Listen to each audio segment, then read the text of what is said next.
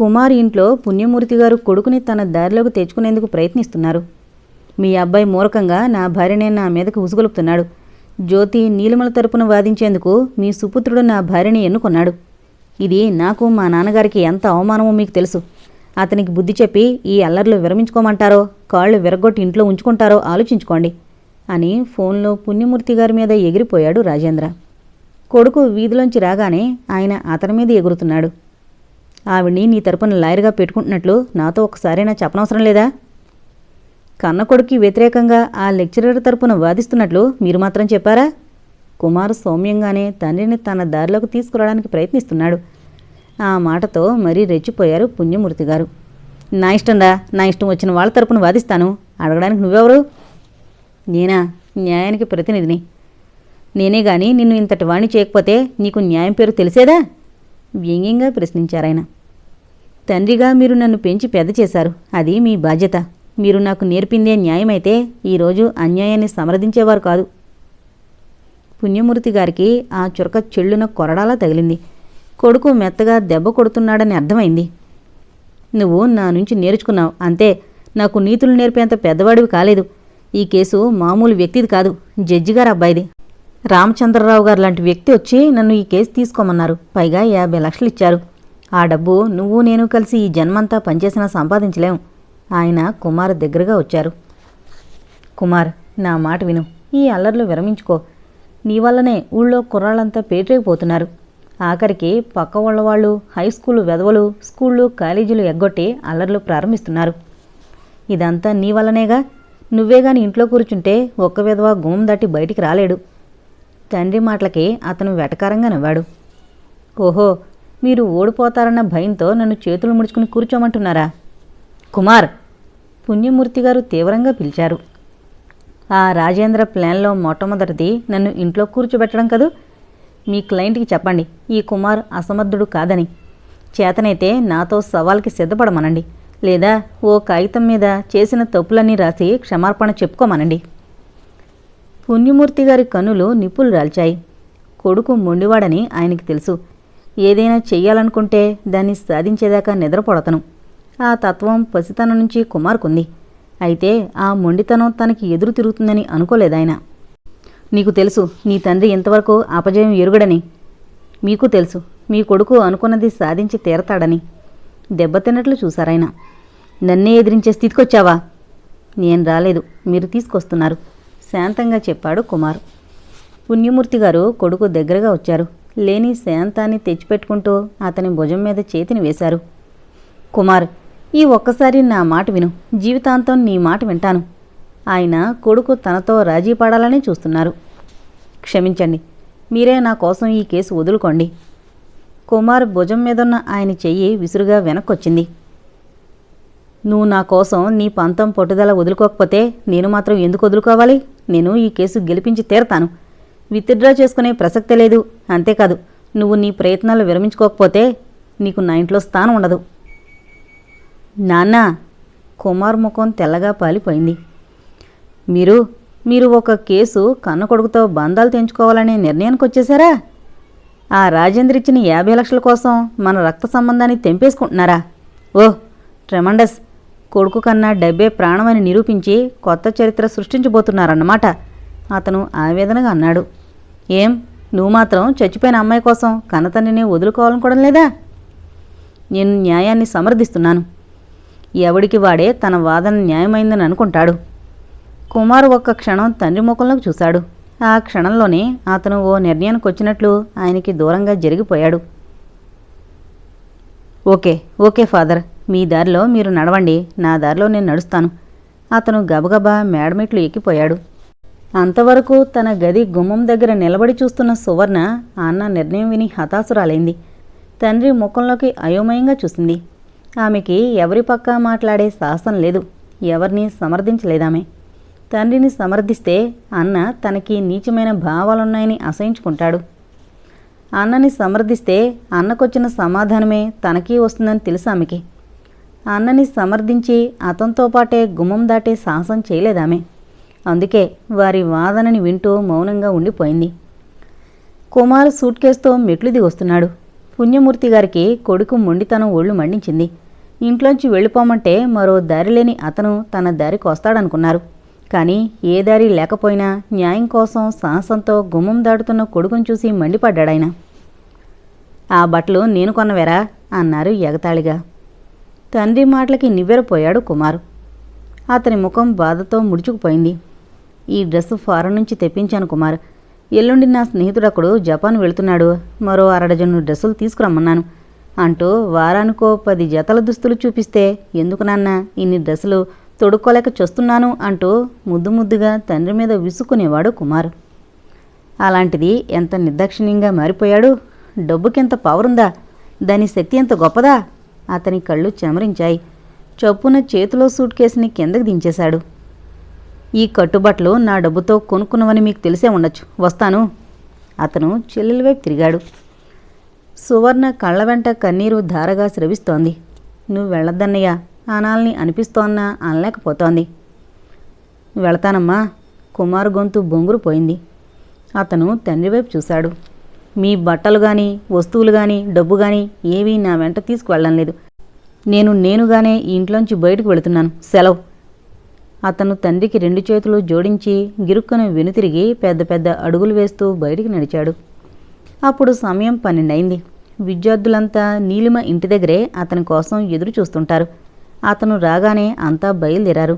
కాలేజీలు మూసేశారు, స్కూళ్ళు మూసేశారు. ఏ వీధిలో చూసినా స్టూడెంట్స్ మయం. ఎక్కడ విన్నా విద్యార్థుల నినాదాలే. తిరిగి తిరిగి అరచి అరచి అలసిపోయారంతా. రాత్రి 9 దాకా తిరిగారందరూ. 9 దాటాక అంతా నీలిమ ఇంటికి చేరుకున్నారు. అక్కడో అరగంట సేపు మాట్లాడుకుని ఎవరి ఇళ్లకు వాళ్ళు బయలుదేరారు. గుడ్ నైట్ నీలు, కుమార్ ఆమెకి చెప్పి వెళ్ళాడు. అతని కాళ్ళు నెమ్మదిగా నడుస్తున్నాయి. ఉదయం నుంచి తిండి లేకపోవడంతో కడుపులో పేగులు వింత శబ్దం చేస్తున్నాయి. అరచి అరచి గొంతు బొంగురుపోయింది అతనికి. ఆ రాత్రి ఓ సత్రం అరుగు మీద తలదాచుకున్నాడు. ఆ మర్నాడు చెదిరిన తలతో నిన్నటి దుస్తులతోనే వచ్చిన కుమార్ని చూసి చక్తురాలైంది నీలిమ. అతన్ని ఎన్నో ప్రశ్నించాలని అనుకుంటూనే అడగలేకపోయింది నీలిమ. కానీ ఆ రాత్రి 10 గంటలకి ఆమెకో ఫోన్ కాల్ వచ్చింది. ఫోన్ చేసింది ఎవరో కాదు, సువర్ణ. నా పేరు సువర్ణ, కుమారి చెల్లెల్ని. సువర్ణ గొంతు ఎంతో మెల్లగా రహస్యం చెప్తున్నట్లు వినిపిస్తోంది. మీకు ఈ విషయం తెలీదనే ఫోన్ చేస్తున్నాను. నాన్నగారు అన్నయ్యని ఇంట్లోంచి పంపేశారు. ఆమె మాటలకి ఉలిక్కిపడింది నీలిమ. న్యాయం నిలవాలని గెలవాలని నాకు ఉంది. కానీ న్యాయం కోసం అన్నయ్య ప్రాణాలు కోల్పోవడం భరించలేను. మీరే వాణ్ణి కాపాడండి. సువర్ణ స్వరం దుఃఖంతో పూడుకుపోయింది. చొప్పున ఫోన్ పెట్టేసింది. నీలిమ నిర్లిప్తంగా ఫోన్ పెట్టేసింది. సువర్ణ మాటలు ఆమె హృదయాన్ని తీవ్రంగా గాయపరిచాయి. కుమార్ 2 రోజుల నుంచి తిండి లేకుండా ఉంటున్నాడా? సువర్ణే గాని ఈ విషయం చెప్పకపోతే అతను ఏమైపోయేవాడు? తనని పరాయిదానిగా చూస్తున్నాడా? ఒక్కసారి జరిగింది చెబితే తను అతని కష్టంలో పాలు పంచుకోదా? నీలిమ మంచంపై వాలిపోయింది. 2 రోజులు అతను ఆకలి బాధతో నిద్రలేమితో బాధపడుతున్నాడని తెలిసి ఆమె మనసు ఆవేదనకు గురైంది. వెచ్చని కన్నీరు చెంపల వెంట కారి తలగణ్ణి తడిపేసింది. రాత్రంతా అతని ఆలోచనలతోనే ఆమె నిద్రకి దూరమైపోయింది. తెల్లవారిన తర్వాత తండ్రితో ఈ విషయాన్ని చెప్పింది. ధనుంజయ గారు ఎంతో మదనపడ్డారు. అతని మీద కోపం తెచ్చుకున్నారు కూడా. మనమంతా తనకి ఏమీ కామనుకుంటున్నాడా? నిద్రాహారాలు మానేసి ఇతనేం సాధించగలడు అని కుమారుపై తెగ విసుక్కున్నారు. నీలిమ పైకి ఏ భావాన్ని ప్రకటించలేదు. తండ్రి అతని మీద చిరాకు పడుతుంటే మౌనంగా ఉండిపోయింది. 10 గంటలకి అందరూ వచ్చారు. తిండి లేకపోవడంతో కుమారు ముఖం నీరసంగా ఉంది. నిద్రలేమికి అతని కళ్ళు ఎర్రబారాయి. అయినా ఆ ముఖంలో పంతం పట్టుదల సడలిపోలేదు. ఇక్కడితో ఈ నినాదాలు ఈ ఆవేశాలు ఆపుకుంటే చాలా మంచిది నరేష్, నీలిమ గంభీరంగా అంది. త్రుళ్ళిపడ్డట్టయ్యారు అబ్బాయిలు అమ్మాయిలు. చిన్నవాళ్ళు ఆశ్చర్యంగా చూశారు. కుమార్ తెల్లబోతూ చూశాడు. నీకేం మతిపోయిందా నీలు? ఇంకో 4 రోజుల్లో మనం కోర్టుకి వెళ్ళబోతున్నాం. మన కోసమే ప్రభగారు కట్టుకున్న భర్తతో సంబంధాలు తెంచుకున్నారు. అతనింకా ఏదో చెప్పబోతుంటే ఆవేదనగా చూసింది నీలిమ. అవును, ఆవిడ భర్తని కూతుర్ని వదులుకున్నారు. మీరు కన్నతండ్రిని వదులుకున్నారు. ఆయన ఇంట్లోంచి వెళ్ళిపోమంటే 2 రోజులై తిండి లేక నిద్రలేక మాకు న్యాయం చేయాలని అనుకుంటున్నారు. నీలిమ కళ్ళు తడయ్యాయి. కుమారు పొట్టుబడ్డట్టు చూసి తలదించేసుకున్నాడు. ఆ అబ్బాయిల అందరి చూపులు ఎర్రగా చూశాయి తమ నాయకుణ్ణి. ఆ అమ్మాయిల మనసులు బాధగా మూలిగాయి. 2 రోజులు కడుపు నిండా తిని వెచ్చగా పడుకున్నందుకు అంతా తమని తామే తిట్టుకున్నారు. తమ నాయకుడు తిండి లేకుండా వీధి కొళాయి నీళ్లు తాగి సత్రం అరుగుల మీద చెలికి వణుకుతూ నిద్రకి దూరమే బాధపడుతుంటే తమకి తిండెలా సహించిందా అని మదనపడ్డారు. కంటి నిండా నిద్రలా పట్టిందా అని కుంగిపోసాగారు. నిన్న రాత్రి కుమార్ చెల్లెలు నాకు ఫోన్ చేసి ఈ విషయం చెప్పింది. వాళ్ళన్నయ్యని న్యాయం కోసం బలి తీసుకోవద్దని వేడుకుంది. ఎరా కుమార్, ఆనంద్ తీక్షణంగా పిలిచాడు. మేమంతా నీకేం కామనుకున్నావా? లేకపోతే నీకు మాలో ఏ ఒక్కరూ ఆశ్రయం ఇవ్వలేరని నిజం చెప్పలేకపోయావా? ఆనంద్ రోషంగా అన్నాడు. ఆనంద్, కుమార్ కలవరంగా పిలిచాడు. ఎందుకురా అంత పెద్ద మాట్లాడతారు? మీరెవరూ నాకు ఆశ్రయం ఇవ్వలేరని కాదు, నా ఆకలి తీర్చలేరని కాదు. ఆ ఉద్దేశమే నీకున్నట్లయితే నేను చెప్పినట్లు విని తీరాలయ్యా కుమార్, ధనుంజయ గారు కల్పించుకున్నారు. నువ్వు నాకేం పరాయవాడివి కావు, నా ఇంట్లో ఉండు, ఏమంటావు అన్నారాయన. మీ ఇంట్లోనా? కుమార్ ఇబ్బందిగా చూశాడు.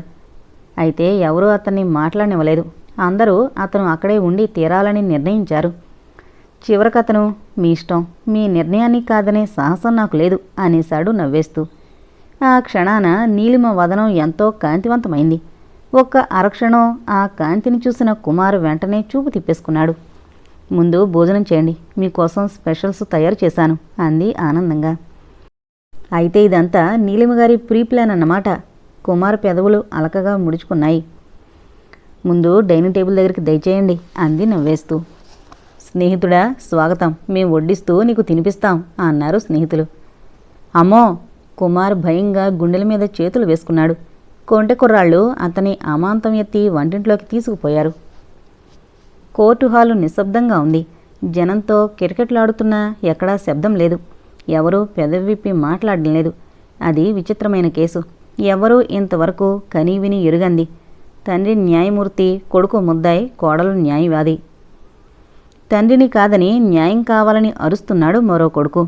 డబ్బు కోసం కన్నబిడ్డతో బంధాలు తెంచుకుని అన్యాయాన్ని నిలబెట్టాలని చూస్తున్నాడా తండ్రి.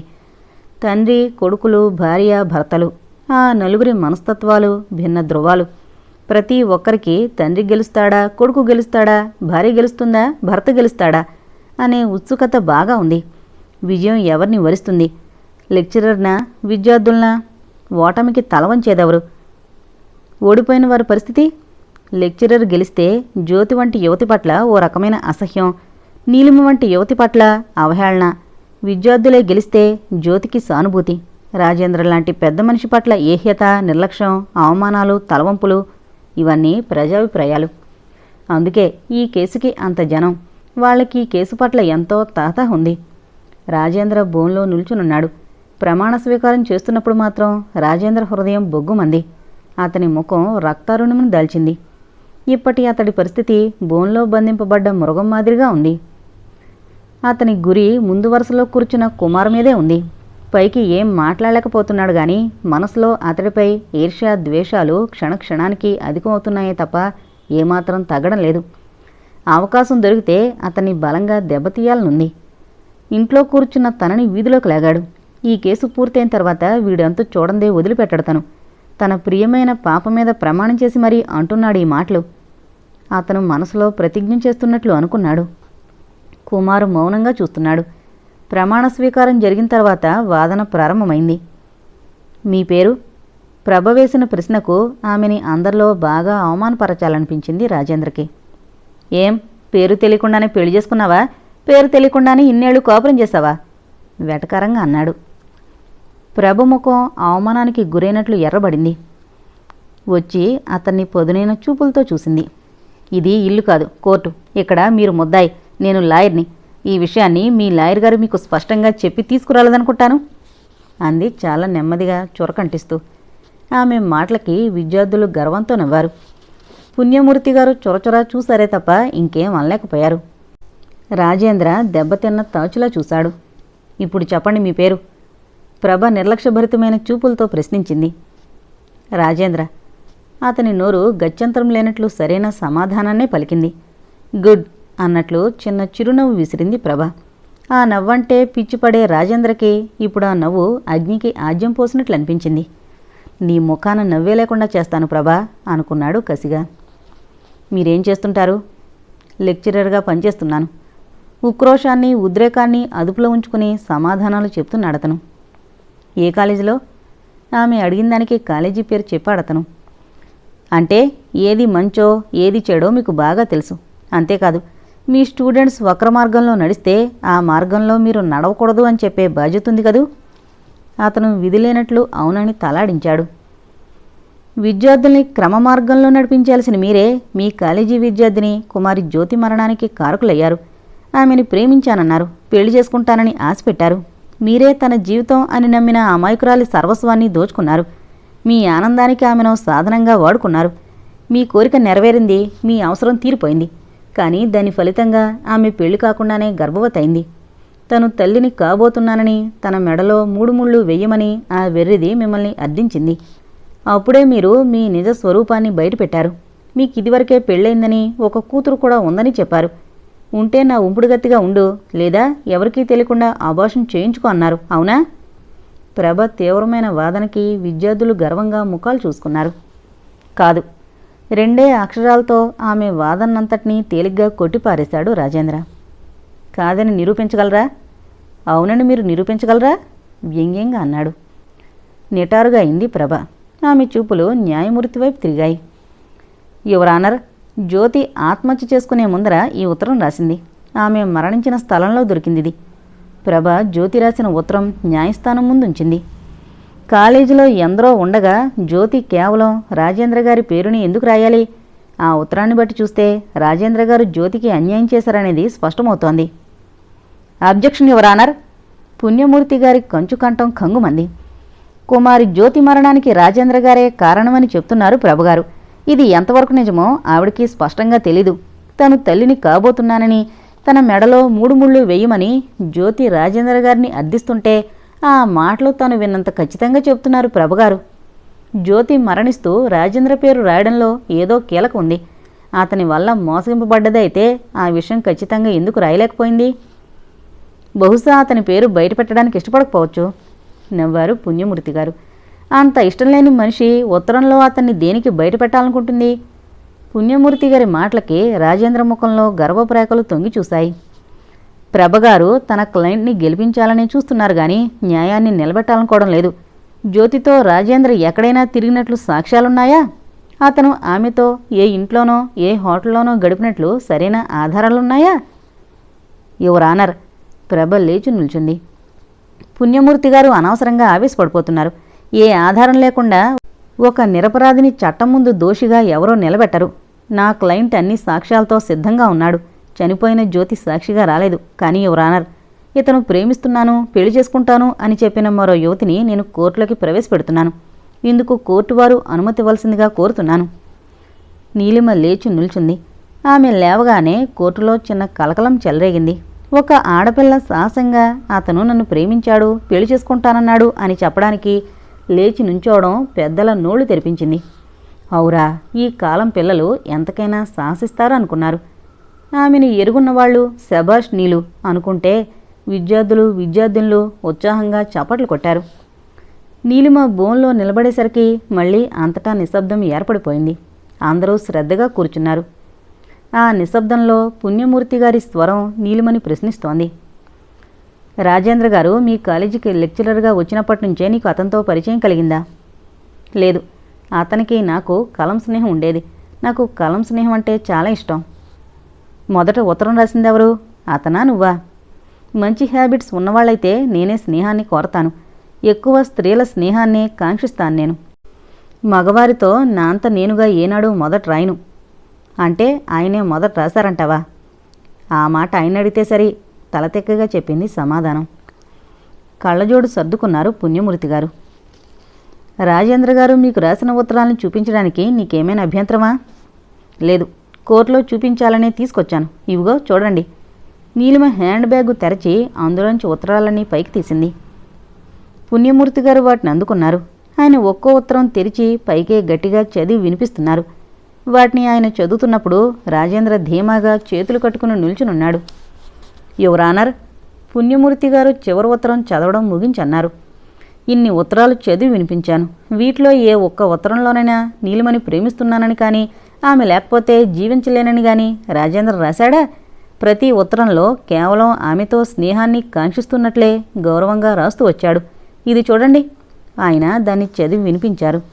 డియర్ నీలు, నిన్ను చూడాలనుంది. నీ ఫోటో పంపించవు? మీ ఊళ్ళో ఏం సినిమాలు చూసావు? ఇక్కడ ఓమెన్ ఆడుతోంది. నీకు భయంకరమైన చిత్రాలంటే చచ్చేంత భయమని రాసావు కదూ. ఆ పిక్చర్ చూస్తున్నప్పుడల్లా నువ్వే గుర్తుకొచ్చావు. ఇది వినండి యువర్ ఆనర్. ఆయన మరొకటి చదివారు. డియర్ నీలు, నీ ఫోటో చాలా బాగుంది. ముఖ్యంగా నీ కళ్ళు నాకు చాలా నచ్చాయి. మెరిసే కళ్ళంటే నాకు చాలా ఇష్టం. అవును, నా ఫోటో దేనికట? నేనేం బాగుండను. అదిగో నీ ముఖంలో నిరుత్సాహం తొంగి చూస్తోంది. అవునా? ఫోటో పంపిస్తాను. చూశాక నీ అభిప్రాయం రాయి. యువర్ ఆనర్, ఏ ఉత్తరంలో అతను అసభ్యకరమైన పదాలను రాశాడు? నీలిమ ఎలా ఊహించింది ఆయన తనని ప్రేమిస్తున్నాడు అని? పుణ్యమూర్తి గారు వ్యంగ్యంగా ప్రశ్నించారు.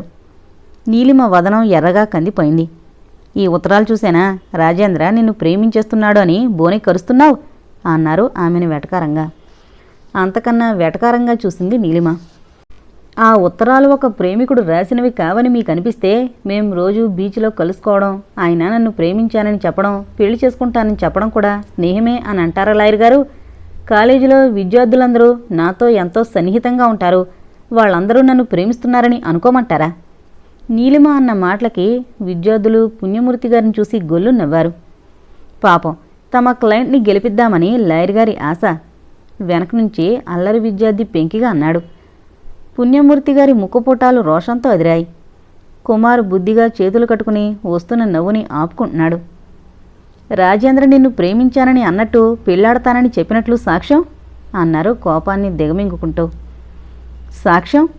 నీలిమ రాజేంద్ర ముఖంలోకి చూసింది. ఒక్క క్షణం చుట్టూ ఉన్న వాతావరణమంతా నిశ్శబ్దంగా మారిపోయింది. అంతా ఊపిరి బిగబట్టి చూస్తున్నారామెని. నీలిమకి ఆ ప్రశ్నకు బదులేం చెప్పాలో తెలియలేదు. అతను తనని చూస్తూ, ఐ లవ్ యూ నీలు, నాకు నీ ప్రేమ భిక్ష కావాలి, నా జీవిత భాగస్వామిగా నువ్వు నా ఇంటికి రావాలి అన్నప్పుడు సాక్షులుగా ఉన్నదెవరు? సముద్రుడు, నింగి, నేల కదూ. వాటిని సాక్షులుగా తేగలదా తను? ఆమె రాజేంద్రం మీద నుంచి పుణ్యమూర్తి గారిపైకి దృష్టిని మరల్చుకుంది. అతను నన్ను ప్రేమించానని అనలేదు, పెళ్లాడతానని అనలేదు అని చెప్పడానికి మీకున్న సాక్షి ఎలాంటిది లాయర్ గారు? ఆమె వేసిన ఎదురు ప్రశ్నకు విద్యార్థులు ఈలలు వేశారు, చప్పట్లు చరిచారు. కుమారు చేతులు గర్వంగా మోగుతున్నాయి. ప్రభ నీలిమని ప్రశంసాదృక్కులతో చూసింది. Order, order! న్యాయమూర్తి రామచంద్రరావు గారి స్వరం గంభీరంగా పలికింది. ఎవరో సాక్ష్యం దేనికి? అతనే సాక్ష్యం. ఓహో అలాగా? అయితే మరతను నన్ను ప్రేమించాడు అని చెప్తున్న నా సాక్ష్యం లాయర్ గారికి ఎందుకు పనికిరాదో? ఆమె మెత్తగా అన్న మాటలు ఆయనకి వీపున కంచితో కొట్టినట్లు తగిలాయి. Your honour! ప్రభ లేచి నిల్చుంది. ఒక ఆడపిల్ల తన భవిష్యత్తును కూడా లెక్క చేయక అతను నన్ను ప్రేమించాడని చెప్తే అది అబద్ధమంటున్న లాయర్ పుణ్యమూర్తి గారు తన క్లయింట్ ప్రేమించలేదు అని చెప్తే అది పచ్చి నిజమంటున్నారు. ఇదెక్కడ న్యాయం? చెప్పండి యువర్ ఆనర్! ప్రభ ఆవేశంగా ప్రశ్నించింది. పుణ్యమూర్తి గారి వైపు ఎర్రగా చూశాడు రాజేంద్ర. శాంతించు బాబు అన్నట్లు చిద్విలాసం చిందించారాయన. Your honour! పుణ్యమూర్తి గారు గంభీరంగా అన్నారు. రాజేంద్ర గారు నీలిమని ప్రేమించారని కదూ లాయర్ ప్రభగారి ఆరోపణ? ఆయన నీలిమ దగ్గరగా వచ్చారు. రాజేంద్ర నీలుతో కలిసి తిరగడం చూసిన ఏ ఒక్క సాక్షినైనా చూపించగలరా అన్నారు. 3 సాక్షుల్ని చూపిస్తాను. నీలిమ మాటలకి ఉలిక్కి పడ్డాడు రాజేంద్ర. ఎవరా సాక్షులు? మొదటి వ్యక్తి గోపాలం. ఆమె చెప్తుండగా కోర్టు హాల్లో గంట మోగింది. కేసు మర్నాటికి వాయిదా పడింది. ఆ మర్నాడు మొదటి రోజులాగే కోర్టు హాలు జనంతో కిటకిటలాడుతోంది. అయినా అంతటా నిశ్శబ్దంగా ఉంది. అందరి దృష్టి గోపాలం మీదుంది. అతను ఏం చెప్తాడని చెవులు రిక్కించుకుని వింటున్నారంతా. కుమారు టెన్షన్తో చూస్తున్నాడు. ప్రభ గోపాలాన్ని ప్రశ్నిస్తోంది. మీకు రాజేంద్ర గారు తెలుసా? ఆయన గురించి ఈ మధ్య తెలుసుకుంటున్నానండి. ఎందుకంటే పేపర్లలో ఆయన ఫొటోస్ వేసి తెగ రాసేస్తున్నారుగా. ఆయన మాటలు విని కుమారు తెల్లబోయాడు. నీలిమ స్థాండ్రాలైంది. నీలిమ ద్వారా అన్నీ తెలుసుకున్న అతను ముందుగా స్నేహితులతో గోపాలాన్ని కలిశాడు. నా పేరు కుమార్, విద్యార్థి నాయకుణ్ణి. మా కాలేజీ విద్యార్థిని జ్యోతి మరణం గురించి మీరు పేపర్లో చదివే ఉంటారు అన్నాడు. చూశాను. ఒక లెక్చరర్ ఇలా చేయడం చాలా దారుణమే అన్నాడాయన. ఆయన చేసిన దారుణాన్ని కోర్టులో రుజువు చేయాలని అనుకుంటున్నాం. ఇందుకు మీరు మీ స్నేహితుడు గిరిగారు సహాయపడాలి. చెప్పండి, నన్నేం చేయమంటారో? నాకు 3 ఆడపిల్లలున్నారు. జ్యోతికి జరిగిన అన్యాయం నా కూతురికే జరిగితే నేను చేతులు ముడుచుకుని కూర్చుంటానా? అలాంటి వ్యక్తుల్ని కోర్టులో నిలబెట్టి శిక్ష వేయించాల్సిందే అన్నాడు గోపాలం ఆవేశంగా. కుమారు తృప్తిగా నిట్టూర్చారు. నీలిమని చూపించాడు. ఈవిడ మీకు తెలుసు కదూ అన్నాడు. గతుకుమన్నాడు గోపాలం. పర్వాలేదు చెప్పండి అంది నీలిమ. తెలుసు. నా స్నేహితుడు గిరి అని ఒక అతనున్నాడు. వాడు అప్పుడప్పుడు ఒక వ్యక్తిని తీసుకొస్తుంటాడు. అతనితో పాటు విధిగా ఆ అమ్మాయి ఉంటుంది. నా భార్య పిల్లలు లేనప్పుడు అతనికి ఆ గది ఇస్తుంటాను, స్నేహితుడన్న మొహమాటంతో చెప్పాడు గోపాలం. ఆ పెద్ద మనిషి ఈయనేనా? కుమార్ రాజేంద్ర ఫోటో తీసి చూపించాడు. కరెక్టు, ఇతనే. ఈ అమ్మాయి ఇతను కలిసి 2-3 సార్లు వచ్చారిక్కడికి. కుమార్ జ్యోతి ఫోటో తీశాడు. ఈ అమ్మాయి ఇతను కలిసి వచ్చారిక్కడికి అని అడుగుతూ ఫోటో గోపాలానికి చూపించాడు. జ్యోతి ఫోటో చూడగానే ఈ అమ్మాయా అంటూ తలాడిస్తూ, ఆయన ఈ అమ్మాయి కలిసి చాలాసార్లు వచ్చారే అని చెప్తూ కుమారు ముఖంలోకి చూస్తూ, అయినా ఇవన్నీ ఎందుకు ప్రశ్నిస్తున్నారో నాకేం అర్థం కావడం లేదు అన్నాడు అయోమయంగా. ఏం లేదు, మీరు ఇవన్నీ కోర్టులో చెబితే చాలు. కోర్టులోనా అంటే? తెల్లబోయాడు గోపాలం. అంటే మీరు పేపర్లో చదివానని చెప్పారే కుమారి జ్యోతి మరణం గురించి. ఈ ఫోటో ఆ అమ్మాయిదే. ఆ లెక్చరర్ ఎవరో కాదు, మీ గిరిగారి ఫ్రెండే. అలాగా? అతను ఇలాంటివాడా? నాకు తెలీదు. అతనితో వచ్చే అమ్మాయిలు ఇష్టపడే వస్తున్నారు అనుకున్నానే కానీ వాళ్ళని మోసం చేసి తీసుకొస్తున్నాడని తెలీదు. అలాంటి వాళ్ళని ఊరికే వదిలిపెట్టకూడదు. నేను నిర్భయంగా కోర్టులో అతని గురించి చెప్తాను. నేను గిరిని కలుస్తాను. వాడు కూడా జరిగింది చెప్తే కోర్టు అతన్ని శిక్షించి తీరుతుంది అన్నాడు ఆవేశంతో గోపాలం. అంత ఆవేశంతో చెప్పిన మనిషి ఎంత నిదానంగా ఈ మధ్యనే తెలుసుకున్నానని చెప్తున్నాడు. కుమారు అయోమయంగా చూస్తున్నాడు. విద్యార్థినులు తెల్లముఖాలు వేశారు. ప్రభ కూడా తమకున్న బలమైన సాక్ష్యం అలా తిరగబడేసరికి ఏం మాట్లాడాలో తెలియనట్లు నివ్వెరపోయింది. ఆ రోజు పుణ్యమూర్తి గారి వాదన తీవ్రంగా సాగిపోయింది. రాజేంద్ర తరపునున్న సాక్ష్యాలు ఆయన వాదనకి మరింత బలాన్ని చేకూర్చాయి. ఈ కేసు గురించి పేపర్లో వేయకముందు మీరు రాజేంద్ర గారిని చూడలేదా?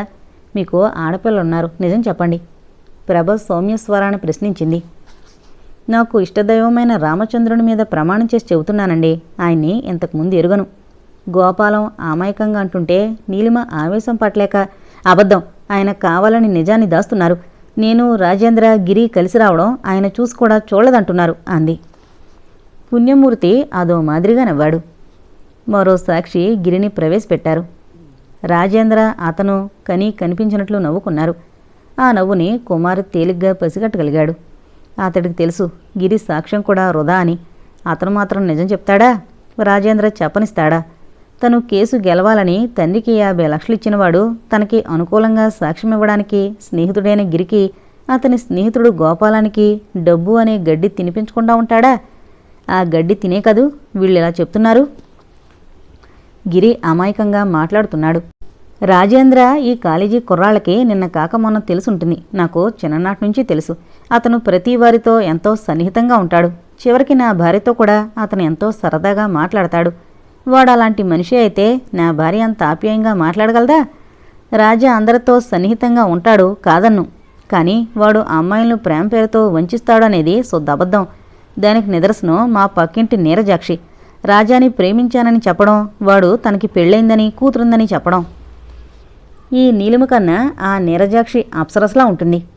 ఆ అమ్మాయి నిన్ను ప్రేమించానన్నప్పుడు రాజేంద్ర చౌకబారు మనిషి అయితే ఆ అమ్మాయిని తన అవసరాలకి వాడుకోవచ్చుగా. కానీ అలాంటి వాడు కాడతను. ఈ పుకార్లన్నీ పాపం అతని మీద ఎందుకు వస్తున్నాయో అర్థం కావడం లేదు నాకు. అతను ఏనాడు ఏ అమ్మాయిని వెంటబెట్టుకుని రాలేదు. నేను గోపాలం గది అతనికి ఇవ్వలేదు. ఇంతకన్నా ఇంకేం చెప్పలేను. కోర్టు వారు ఇవన్నీ నమ్మితే మంచిది. లేకపోతే ఎవరి దురాలోచనకో వేరెవరి స్వార్థానికో సంఘంలో గౌరవంగా బ్రతుకుతున్న వ్యక్తిని వీధికిడిచినట్లవుతుంది. గిరి వినయంగా తన వాదనని పూర్తి చేశాడు. ఆ తర్వాత నీరజాక్షి బోనెక్కింది. ఆమె ఓ నాటకాల మనిషి. సినిమాల్లో వేషం కోసం ఎదురు చూస్తోంది. గిరి ఇంటి పక్కనుంటోంది. ఆమెకి గిరికి రహస్య సంబంధం ఉంది. గిరి ఆమెని సినిమాల్లోకి ప్రవేశపెడతానని ఆశ చూపిస్తున్నాడు. అలాగే తెలిసిన నిర్మాతలకి డైరెక్టర్స్కి ఆమెను పరిచయం చేస్తున్నాడు. ఒకరిద్దరు ఆమెకి తమ చిత్రాల్లో వేషాలిస్తామన్నారు. ఇప్పుడు గిరి తన భవిష్యత్తుకి పునాదులు అందంగా వేస్తున్నాడు అనే కృతజ్ఞతతో చిన్న అబద్ధం ఆడుతోంది నీరజాక్షి. గిరిగారు చెప్పింది నిజమే. రాజేంద్ర గారు ఆయన ఇంటికి వస్తుండేవారు. నేను గిరిగారి భార్య స్నేహితులం. రాజేంద్ర గారిని చూసి అభిమానం పెంచుకున్నాను. ఓ రోజు ధైర్యం చేసి నా మనసులో విషయాన్ని బయటపెట్టాను. అప్పుడు ఆయన తనకెప్పుడో పెళ్ళైందని, ఒక కూతురుందని చెప్పారు. క్లుప్తంగా ముగించింది నీరజాక్షి.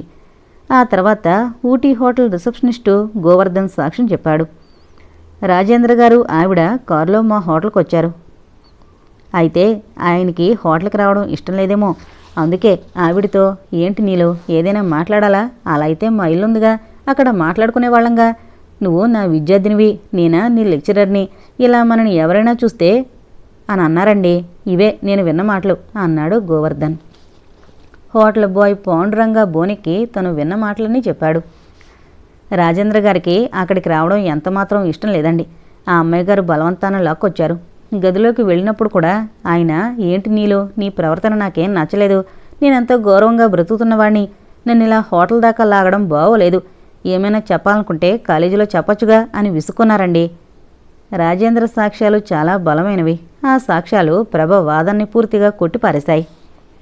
యువర్ ఆనర్, ఎక్కడా రాజేంద్ర గారు అసభ్యంగా ప్రవర్తించినట్లు లేదు. ఆయన్ని కోర్టు దాకా లాగడంలో అవతల వారికి బలమైన కారణం ఏదో ఉంది.